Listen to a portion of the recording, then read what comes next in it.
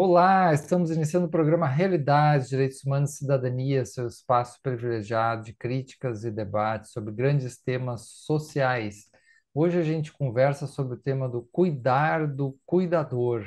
Para isso a gente convidou o Vitor Barreto, que ele é médico, médico de família e comunidade, é professor da Universidade Federal de Pernambuco, faz um bonito trabalho nessa área. Eu gostaria de iniciar perguntando para o Vitor, né, sobre os desafios maiores, ele que trabalha muito com estudante, além dos pacientes, né, dessa vida estudantil, para depois a gente falar principalmente da vida profissional dos profissionais de saúde. Obrigado, Marcelo, pelo convite, né? É uma honra, sempre assisto o programa, acompanho. É, e aí esse tema é muito caro, né? Inclusive porque eu acho que seguindo o teu exemplo lá na disciplina que você ministra com o curso de enfermagem, que tem esse foco do cuidado, né? A gente levantou a possibilidade de ter a disciplina eletiva de caminhos do cuidado, né, para o curso de medicina, e aí que é justamente esse enfoque em apoiar o cuidado do estudante, né, de alguma forma ajudar que ele possa aprender a se cuidar durante o curso também, além de aprender a cuidar dos outros. E essa experiência da disciplina tem me dado um pouco mais de conhecimento sobre essa questão do cuidar o cuidador. Quando você falou em desafio, eu pensei muito na cultura do sacrifício, sabe? Eu acho que se a gente pegar a história dos estudantes de medicina, de enfermagem, de físio, quando eles, antes mesmo deles entrarem na graduação, eles passam por um período de sacrifício muito grande para poder entrar nas faculdades, né? Então, eles abdicam de muita coisa, do lazer, abdicam de estar com quem amam, abdicam, às vezes, de estar com a natureza, né? E ficam muito tempo trancado no lugar estudando. E ali eu acho que começa uma cultura de sacrifício e uma cultura de expectativas muito altas, né? E quando eles passam, obviamente que eles, de alguma forma, isso é premiado. E aí eles entendem, poxa, é esse sacrifício que dá certo. E aí essa cultura do sacrifício, ela se perpetua, de alguma forma, na graduação. É, e às vezes o sacrifício é pelo outro, né? Porque querem ajudar, né? As pessoas que vão cuidar, mas também o sacrifício é por si mesmo, né? Pela sua trajetória profissional ou pela questão material mesmo, vamos dizer, ganhar muito dinheiro, etc.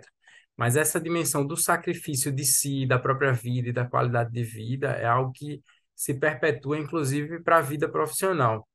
E às vezes isso pode ser muito regado a substâncias psicoativas, o que vai piorar em muito a qualidade de vida quando esses profissionais, estudantes fazem uso abusivo.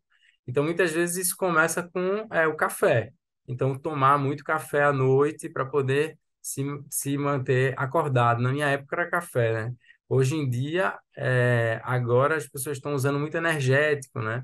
Taurina já vem junto com a cafeína ali diluído, né?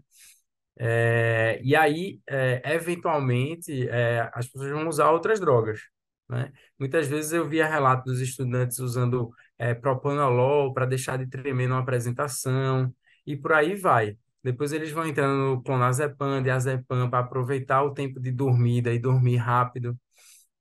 Então, nesse sacrifício, uma das coisas que entra também esse uso abusivo de substâncias e que vai continuar na vida profissional. Um outro ponto que eu pensei que é super importante é a violência interpares. Então, existe a cultura, essa cultura do sacrifício é muito estimulada um pelo outro. Então, na graduação, por exemplo, é muito fácil, e até antes, até no vestibular, é muito fácil você escutar um estudante de um período acima dizer: Ó, cara, vai ser esse período, próximo período que tu vai entrar vai ser horrível. Para não dizer um palavrão, né? Você vai se E aí usa palavras assim, que são bem pesadas, obviamente, para dizer que vai ser muito duro, que vai ser muito pesado, e que essa cultura ela se perpetua ao longo do curso todo. Todo período vai ter esse tipo de conotação, né? E isso se segue na vida profissional, inclusive na residência. Então, o R2 vai dizer para o R1 que o R1 vai se quebrar todo. O R3 vai dizer para o R2, o R4 para o R3. E aí, e o preceptor, obviamente, também vai, de alguma forma, perpetuar essa cultura, sabe? De violência, né? De ameaça. Então, é uma coisa que, às vezes, passa desapercebido, né? Uma outra questão que eu acho que é um desafio durante a graduação é as experiências extremas que os estudantes de saúde, em geral, vivem. Então, isso começa ali na anatomia. Você vê ali um corpo, né, que você vai, de alguma forma, usar para aprender, mas muitas vezes é um bebê, né, que você vê morto, às vezes é um rosto que você vê de alguém que você absolutamente não sabe quem é, não sabe a história. Ali não tem nenhum, muitas vezes não tem, alguns cursos fazem isso, mas muitas vezes não tem nenhum ritual vamos dizer, de prática de respeito àquele corpo, àquela pessoa que está ali. E aquilo é absolutamente aterrorizador. Eu lembro até hoje, quando eu vi pela primeira vez um bebê assim, cortado, né, sagitalmente, ou seja, só a metade no bebê, aquilo me deixou horrorizado, né? Isso na anatomia. Quando você começa os estágios, as experiências, claro, tem experiências muito boas de cuidado, né? De você ver um parto, se sentir maravilhado. Então, tem muitas experiências maravilhosas, mas também tem muitas experiências difíceis. Eu lembrei aqui de uma que é difícil, mas era maravilhosa. Por exemplo, pela primeira vez que eu vi uma criança sendo drenada ao tórax, porque precisava tirar o líquido do pulmão, então você faz um buraco no tórax da criança e você fica horrorizado com aquilo, mas ao mesmo tempo é o que vai fazer a criança viver. Então você sobrevive aquilo porque a criança vai sobreviver. Mas, por exemplo, eu lembro de uma vez que eu estava numa sala de cirurgia de ortopedia, mandaram segurar a perna os ortopedistas, né? Mandaram segurar a perna do paciente, a perna que seria amputada.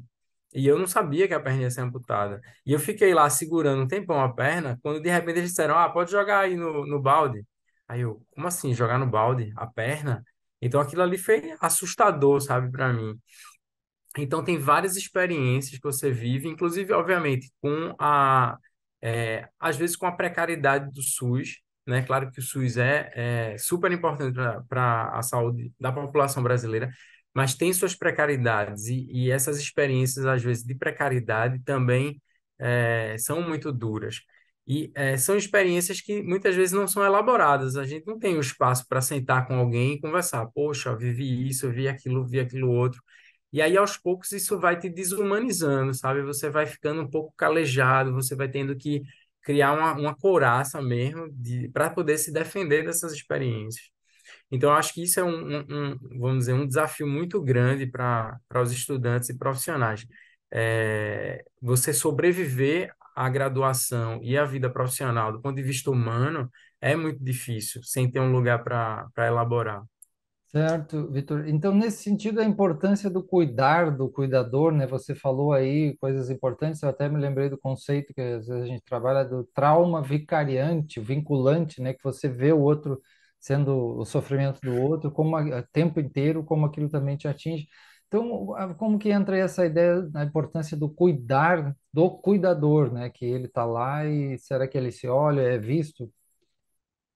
Sim, eu acho que esse tema é o tema do momento, né?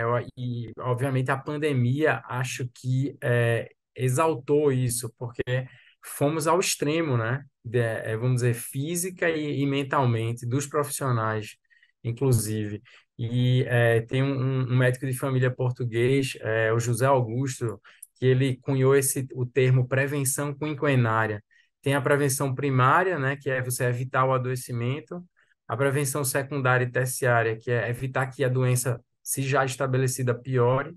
A prevenção quaternária, que é evitar o dano da ação médica. E a quinquenária é você evitar o dano vamos dizer, da ação médica através do cuidado do cuidador. Então, esse termo tem sido discutido atualmente, eu acho um termo importante para a gente enfatizar. Então, tanto o cuidado do ponto de vista mental, né, do cuidador, quanto do ponto de vista físico também, que as duas coisas estão muito ligadas. Uma coisa vai, de alguma forma, degringolar a outra, né? E aí eu acho que, do ponto de vista do cuidado, é pensar na promoção mesmo à saúde, né? Muitas vezes você pensa, vou oferecer um serviço, é muito comum, vou oferecer um serviço de psiquiatria para aqueles profissionais de saúde, para que ele já deprimido vá ser atendido, ou ele já em surto, né? Psicótico vá ser atendido. Mas por que não também a promoção, né, disso? Estabelecendo, vamos dizer, horas de trabalho que sejam adequadas, né? Inclusive, às vezes até cruzamento de dados. Vocês sabem que assim os profissionais de saúde, nessa cultura do sacrifício, se vangloriam quando dão 80 horas semanais de trabalho, né? Então, estou dando 80 horas ao 8, estou dando 100 horas. E aí, às vezes, tem essa cultura de quem está dando mais horas é quem sai por cima do outro, sabe? É quem está por cima. E às vezes poder regular isso um pouco mais, né? Essa quantidade de horas de trabalho. Certo. E você falou aí da pandemia, né?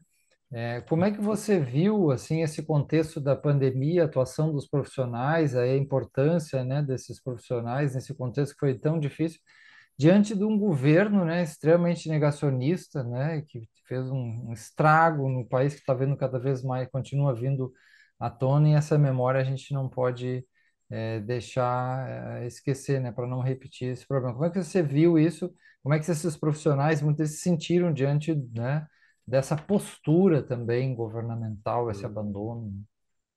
Eu acho que o primeiro impacto do ponto de vista da saúde do trabalhador foi se deparar com o desconhecido, né? Da pandemia. Então, é não saber com que você vai lidar. E aí, obviamente, que o medo é o sentimento que tomou conta de todo mundo, né? Então, eu me lembro quando eu estava trabalhando na Unidade de Saúde da Família de Recife, e aí fui deslocado para o serviço de linha de frente, né? De atendimento inicial aos pacientes que vinham com sintomas respiratórios de gripe. E aí, a primeira coisa que eu pensei foi, meu Deus, vou pegar a doença, vou morrer logo, vou ser o primeiro a morrer. Depois pensar sobre a minha família. Poxa, eu vou expor minha família ao adoecimento. Então, que familiares é que eu vou expor? Então, acabei ficando ali com um núcleo familiar mais próximo, que tinham menos fatores de risco, né, para um adoecimento mais grave. Então, esse medo no início foi muito duro de enfrentar, né? É, E aí, em seguida, a experiência de, claro, você tem os casos que a maioria eram leves, né? Leves, moderados, mas também, como a quantidade de gente adoecendo era muito grande, tinha muitos casos graves.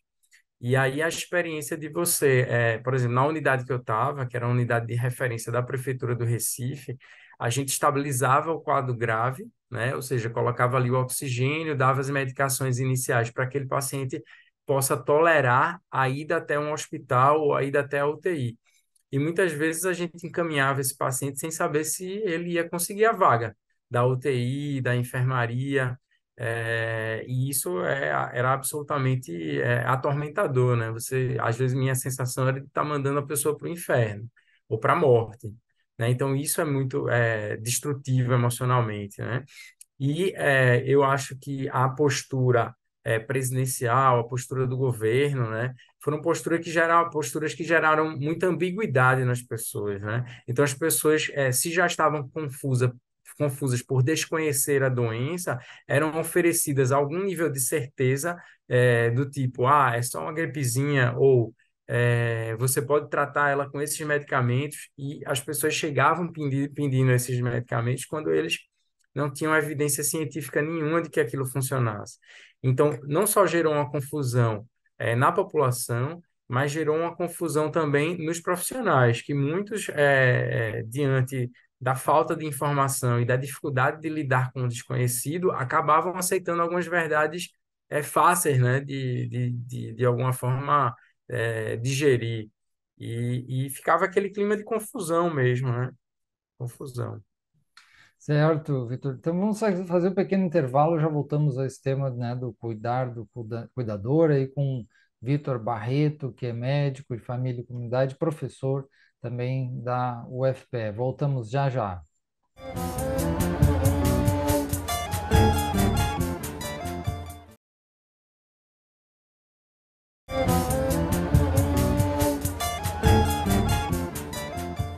Estamos de volta conversando hoje sobre o tema do cuidar, do cuidador, com o Vitor Barreto, que é médico de família e comunidade, professor da UFPE, faz um bonito trabalho. Ele falava, né, a partir desse contexto da pandemia, que foi muito impactante, especialmente no Brasil, na quantidade imensa, né, de mortes. Isso se sabe hoje por pesquisa, a Organização Mundial de Saúde também que isso teve muito a ver com a ação, né, desse governo passado que foi negacionista, né, que foi, né, pregava a questão da cura fácil, como o Vitor falou, né, a questão da cloroquina, etc, e outros medicamentos que se descobriu que prejudicavam, mas também houve todo, né, um protagonismo aí do SUS e dos próprios profissionais de saúde que de alguma forma também emergiram, né? Muitos até como heróis e muitos morreram, né? Não sei exatamente o número, mas sabe que foram milhares de profissionais no Brasil.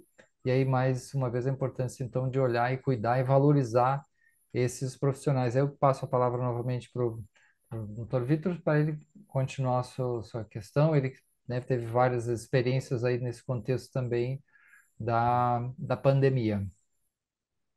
Eu estava lembrando de algumas situações, né, vividas durante a pandemia, e eu lembrei de casos, assim, que não foram poucos, mas de pessoas que vinham para o atendimento nessas unidades de referência, se questando de falta de ar, né?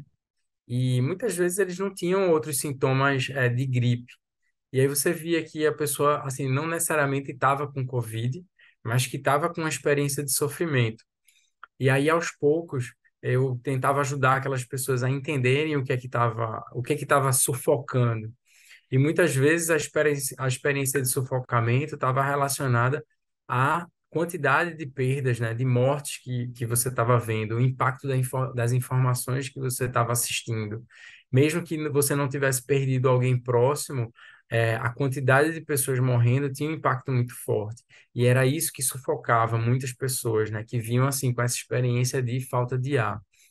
E quando se tocava nesse ponto, quando eu dizia para elas, ó, essa experiência de ver tantas pessoas morrerem tem um impacto profundo na gente, mesmo que a gente não conheça essas pessoas. E aí as pessoas muitas vezes desabavam no choro, e aquele choro de alguma forma representava um alívio e um entendimento, sabe, do que estava incomodando. Porque às vezes eu acho que era assustador para as pessoas, ou mesmo uma descoberta, entender que você poderia se comover com a morte de pessoas que você não conhece, né? Que não estão ali no teu ciclo de vida. Mas isso tem um impacto muito profundo e teve um impacto muito profundo. Outra situação que eu lembrei foi que depois assim dos picos da pandemia, eu fiz uma entrevista para o CREMEP, né, sobre a pandemia, e assim, no início da entrevista eu só fazia chorar quando eu falava das experiências. Então imagina se eu estivesse falando aqui e chorando, ou seja, porque eu não tinha elaborado aquilo tudo, né? À medida que eu comecei a falar e eu comecei a me ouvir falar e ser testemunha do que eu tinha assistido, aquilo me comoveu profundamente, mas assim, um choro que talvez estivesse ali represado, né, de alguma forma guardado, mas que não foi devidamente elaborado, né? Então, assim, até nesse sentido, seria importante promover a saúde dos profissionais, um espaço, né, para a elaboração dessa experiência também. Certo. Professor, doutor Vitor, né, qual a importância da formação humanística? Você fala, traz esse aspecto de humanização, de sensibilidade, né? Humanística também poderia pensar que psicológica, eu acho que você toca um pouco nisso, uma emocional, psicológica, humanística, para o profissional de saúde e também, quiçá, até, não sei se é o caso, também alguma visão, alguma cultivo espiritual, né? Já que você falou humanístico, psicológico, e também algo nesse sentido, não só para esses momentos, mas como o cuidado de si e também para o cuidado do outro, né, da vida humana do outro, né, que talvez dê um sentido, alguma significação até maior do que do que uma visão apenas mais mecanicista, objetiva, técnica, que é importante, mas parece que falta algo, não sei. Como é que você vê esse Uhum. aspecto humanístico e psicológico e até emocional e até, se for o caso, espiritual. Sim. Esse acho que é o ponto crucial, sabe, da nossa reflexão hoje, que é como formar profissionais com uma outra perspectiva, né? Dentro de uma outra lógica. E eu acho que um ponto central disso é a gente pensar na trajetória de cuidado do próprio profissional, e colocar isso também como centro do processo de aprendizado, porque é na expertise de cuidar de você que você vai aprender muito melhor aprender a cuidar do outro. E a gente vê isso muito, por exemplo, nas escolhas profissionais que as pessoas fazem, por exemplo, o médico quando decide que vai seguir, por exemplo, o caminho da gastroenterologia, e quando ele é um bom profissional ali naquela área, humano, por exemplo, muitas vezes ele teve alguma experiência ou própria ou familiar naquela área, e por isso que ele entende aquilo tão bem. Então, a importância da gente estar valorizando como a gente cuida da nossa própria saúde, do ponto de vista físico, mental, espiritual, social, porque à medida que a gente cuida bem da gente mesmo, essa trajetória de cuidado é que vai ensinar a gente a cuidar do outro. E muitas vezes são os recursos que a gente usa para a gente mesmo é que a gente vai oferecer para o outro. Vou dar um exemplo. Quando eu era estava no último estágio, né, do curso de medicina, eu rodei numa unidade de saúde da família com um médico que prescrevia muito benzodiazepina, clonazepam para todo mundo. E em algum momento eu perguntei para ele, doutor, por que você passa tanto esse medicamento para as pessoas? Aí ele, esse povo sofrido tem que tomar esses medicamentos mesmo, que ceda, e a pessoa esquece um pouco os problemas. Aí eu virei para ele e fiz, o senhor toma, né, muito? Aí ele, de vez em quando eu tomo também. E ali eu entendi que os recursos que você dá para você é o que você vai poder oferecer para o outro. Então, quanto melhor, quanto mais saudáveis forem seus recursos, mais você vai poder oferecer esse tipo de recurso para os seus pacientes, né, para quem está sob o seu cuidado.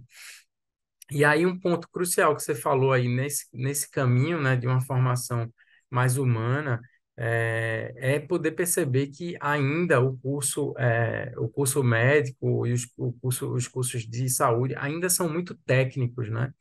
E existe muito pouca reflexão sobre o que está sendo aprendido, do ponto de vista aí da filosofia, né, paradigmático, ontológico, né, para a gente poder questionar realmente aquilo que está sendo feito. Os cursos são muito técnicos, você vai aprender a fazer conduzir aquelas técnicas, aquelas ações, né, aqueles protocolos, e a gente precisa sair um pouco desse lugar, né, e aí é que vem a dimensão mecanicista. Por exemplo, hoje em dia, a medicina baseada em evidência, ela é feita protocolarmente. Então, você vai atender um paciente, em 5 minutos você sabe ou não se aquele paciente deve ir por um caminho, deve tomar um medicamento ou outro. Isso é rápido, mas você não conhece quem está por trás do protocolo.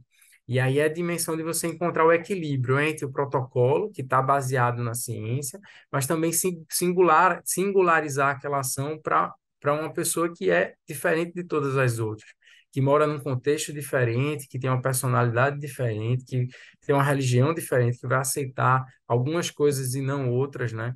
Então, isso tira um pouco esse lugar da ação em saúde mais mecanicista, né? Mais objetiva, e entra aí a dimensão mais subjetiva do encontro, né? Da singularidade do outro. E eu acho que outro ponto que é interessante é que a formação tem sido muito voltada para o mercado, né? E para a dimensão do capital, de acúmulo de capital e de ganhar muito dinheiro. Então, por exemplo, hoje em dia tem muita gente seguindo para a área de estética, por exemplo, porque é uma área mais rentável. E aí isso acaba influenciando muito os estudantes, né? E os profissionais.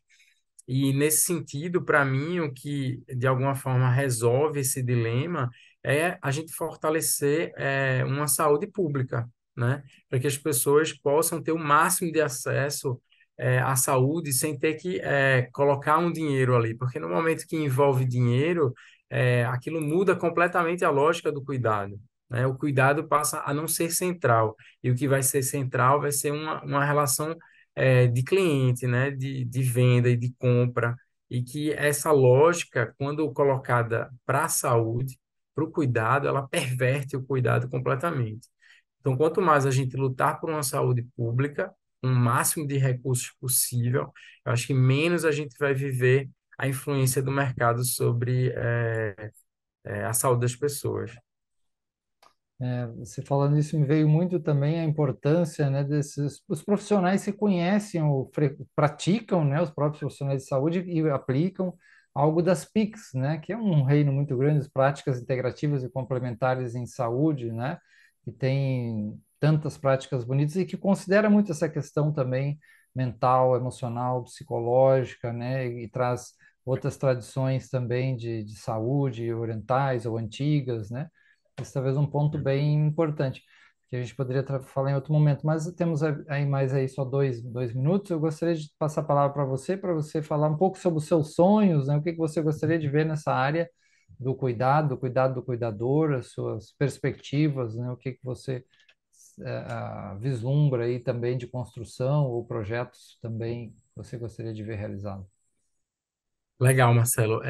Sobre a Pix, só uma reflexão rápida é que uma das coisas que é mais importante da Pix é que quando um profissional de saúde estuda uma prática integrativa, uma outra racionalidade de cuidado, ele passa a poder ter elementos para criticar a que ele foi formado dentro. Então, ele passa a poder refletir com mais criticidade sobre a medicina tradicional ocidental, né? Ou a saúde tradicional ocidental. Então, isso é um ponto super importante. Com relação a sonhos, eu acho que, vamos dizer, do ponto de vista da formação mesmo do profissional de saúde, acho que a educação, de profissionais, ela tem caminhado por um lugar muito influenciado pelo mercado. Então, assim, a moda agora é comprar bonecos que simulam o atendimento, né? É fazer cenários, com atores que às vezes desfocam da realidade. E eu acho que a gente perde aí o lugar de realmente transformar a educação de profissionais de saúde para algum lugar diferente. Eu acho que o lugar diferente seria esse lugar da experiência do cuidado do próprio profissional. Quando a gente talvez incluir na trajetória de formação essa trajetória própria do seu cuidado, através da medicina ocidental, através de outras práticas, os profissionais vão começar a ter uma outra experiência de cuidado de si e vão poder oferecer uma outra forma de cuidar para as pessoas. Então, acho que centralizar também nesse aspecto, sabe, no cuidado de si. Muito bom, nós estamos encerrando o nosso programa, o tempo chegou ao final. Recomendamos também nossos telespectadores seguir o programa Realidades nas redes sociais, Instagram, também tem, né, Marcelo Pelizoli, meu também, e sugestões também de temas, né? Vamos agradecer muito aí a presença, então, do Vitor Barreto, que é médico de família e comunidade, professor da UFPE e alguém que trabalha bastante esses aspectos da educação em saúde, da educação médica e do cuidado do cuidador, esse importante tema que a gente acabou de conversar aí, cuidar do cuidador. Obrigado, professor Vitor, né? Obrigado a todos e até a próxima. Valeu, Marcelo. Obrigado pela oportunidade. Foi ótimo.